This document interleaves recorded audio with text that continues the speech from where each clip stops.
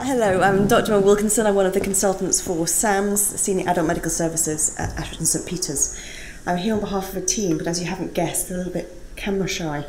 And they're never going to forgive me for the amount of photos I've made them have today. So I was going to tell you a little bit about the what matters to you. And I've been a consultant now about 2 years, and one of the first things that landed on my plate was a Living Well to the End point of care foundation project, which we got involved in, and it was about people's experience of dying and the relatives and the general experience. And I found answering the question more and more, which is that what I can do as a doctor is not always what I should be doing. And actually, when you see the big picture of someone's life in front of you, you know all the medical stuff, you've trained all for the medical stuff, you know the diagnosis and the treatment options, but actually that's not right for that person in front of you. And how do you know that? And people are not aware of the choices or the influence they can have on their care and their treatment. They will even I've done it behind a curtain, you are the patient, you will do whatever the doctor says, yes, okay, it's fine. And they don't seem to feel empowered to say, actually, is there a different way? Can I do this something differently? So part of the Point of Care Foundation was a project called the Homeward Bound. Has anyone heard of that? And there was Seth's story. And in it was a very moving moment for me, which is that little things matter. And it really does. I see it every day in my practice. So up on the wards, I can tell people they're dying. I can tell people they've got cancer. I can tell people they've got to lose a leg. And they usually take it fairly well. But then they complain about their feet not being tucked in or the position not being right, or they end up just bursting into tears because the tea has gone cold. It's just the last straw. It is the little things that matter and make the end of that day work. So it also had to involve staff, because as I think a lot of people are talking about, our staff are under pressure at the moment. There was a quote I'll do from the CNO conference, which says that staff are asked to soak up increasing challenges with an adequate attention to their needs and their well-being. Staff are to bear the burden of the increasing demands on the NHS with an implicit assumption that their goodwill and fundamental altruism will carry the service through, regardless of the cost to individuals. And I think that's right. And I think that it had to match into the staff and why they've done these jobs. We've done these all for a reason. So one of the palliative care consultants came up with this as our aims, which I thought was quite a good one, which is that all patients and families say about staff that you listen, you care, and you know me. We understand each other, and I trust you, and I feel at ease. All the staff say, I listen, I care, I know you, and we act together. And our trust support our staff to care and communicate and ensure that all staff have the time to care.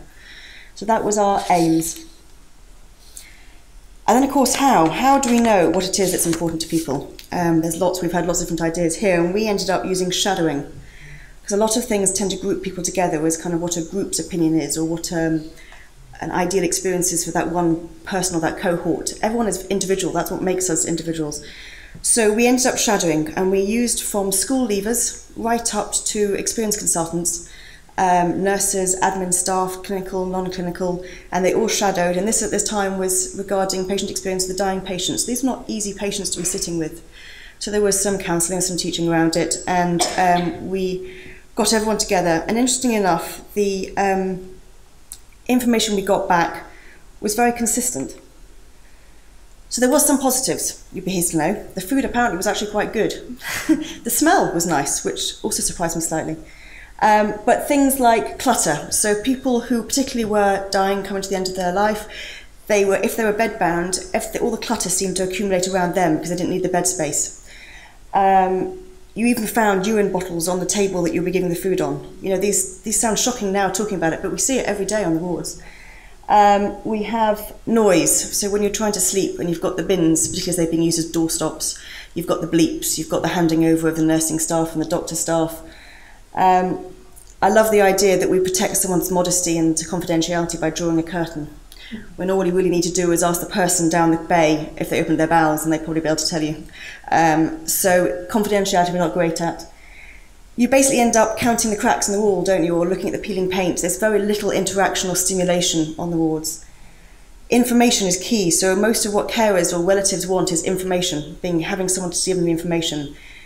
So that was another issue. And then food and drink. So people were given food and drink when they were in their mouth or vice versa. So those were the key points. These were also mirrored when we had Health Watch Surrey come across and when we've had patient feedback or complaints or compliments. The same stuff is coming up. So it was fairly consistent. So how do you know what good care looks like? And you know when it went wrong. You get your complaints, you've got your pals, you've got your family who are getting upset. We have datexes in our place. Why does it go wrong? Because I don't think any of us went into this to do anything wrong. We've done this for a reason. So why does it go wrong? And when you speak to people, there was multiple things. Number one is always time. I just haven't got the time. I haven't got the time. Even for me, if I'm on the ward round and I know it's someone who wants to talk to me, but I've got a clinic and I'm late, which one do you do? Which patient time are you going to sacrifice?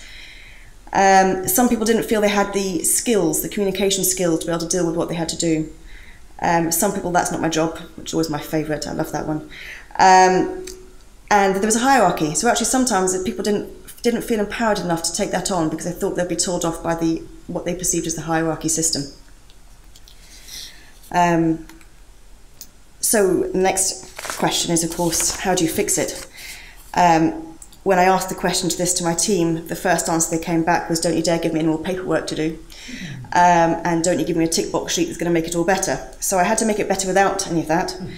And then, of course, how do you measure it? So we have ideal experiences, but your idea is different from my idea. So ideal is difficult to measure. If you speak to course management, it's length of stay, discharges, your capacity, your flow. We have friends and family. We're using red to green recently. So all these things would kind of tries to weigh ways to measure.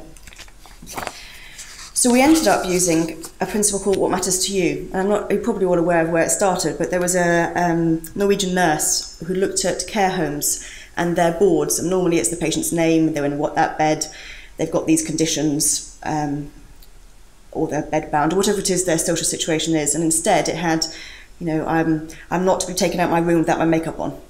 Or I'll have a glass of sherry at 6 o'clock, please. And it was very personal information that I found quite powerful, because it tells you a lot about someone, those little things that do matter to them.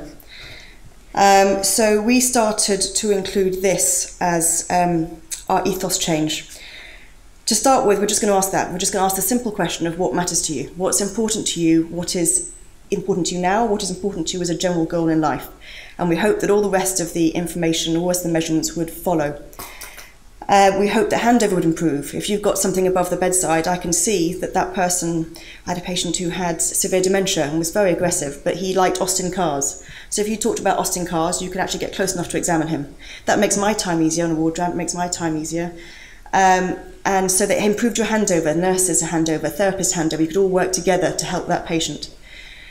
It also helped 24-hour communication of the relatives. So if you had that information handover between all the staff, and HCA at 9 o'clock at night when the visitors are visiting and all the doctors have gone home, can hand over that same information because it's all being shared and handed over. And I think you've probably all heard about the last 1,000 days, but I'm quite passionate believing that actually people the knowledge I know as a doctor should be shared with the person in front of me.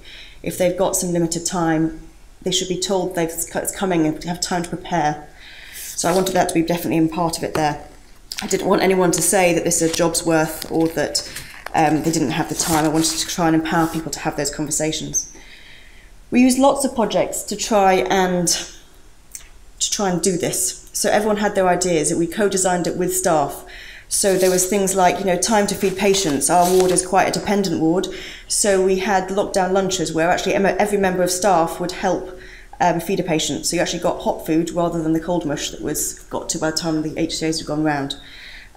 We had pink boxes, which we had for hearing aids. We've had lose a pad, where the nurses were challenged to try and see if a patient actually needed a continence pad or not, whether you could manage them without it. These all improved cost savings, but also more about the patient care.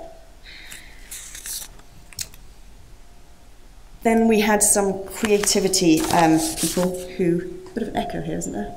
Yeah, I think if you step a little bit closer, I think they're trying to... Stand closer, okay. Is that what you're trying to do, Andy, is trying to pick up?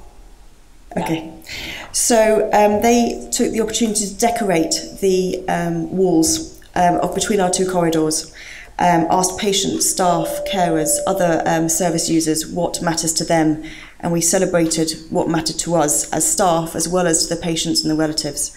So we all got involved, tried to create some excitement and some drive around it all. They actually designed this What Matters to You, which goes above the bed of everyone, so we can actually document what matters to them. I know we're short of time, so these are just some examples right now. You've seen them on our board anyway. And probably the rest I will leave you with saying that we did make improvements in lots of conversations, but our aims, I think we have managed to get there. Thank you. Perfect. Wow, thank you. Gosh.